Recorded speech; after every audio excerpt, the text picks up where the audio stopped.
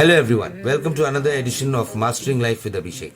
Today we are going to talk about a very important aspect which many youngsters face with nowadays, and that is improving your English language or improving your English communication. There are 5 steps according to me which anyone can follow to improve their English communication. Number 1 is practice daily. You have to practice speaking in English daily. Speak to your friends, speak to your relatives. English बात करो. ये मत सोचो कि आप गलत बोल रहे हो या सही बोल रहे हो. ऐसा कुछ नहीं है. Try and speak.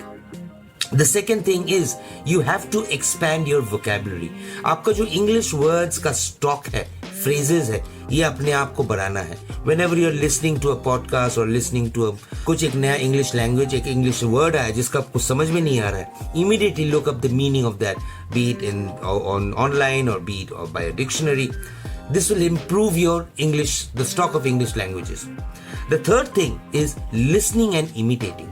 Try listening to whenever you are watching an English movie, watching an English podcast, look into a news channel, listen to how they are speaking, listen to the words, listen to the pronunciations. इससे आपका pronunciation improve करेगा. The fourth point is extremely important. It's a bit interesting but it's very important, and that is thinking in English. ये हम लोग देखोगे, आप जब भी आप कुछ बात सोच रहे हो आपके नेटिव लैंग्वेज में, आप कुछ सोच रहे हो, मुझे क्या खाना है, मुझे भूख लगा है, मुझे सोने जाना है, ये आप अपने मातृभाषा में you will think about it in your native language. Try thinking about those thoughts in English language. This works like wonders. And the last part is reading and writing regularly. Open a book, open a newspaper. Constantly read, write down articles. This will all these 5 points will really help you in improving your English language.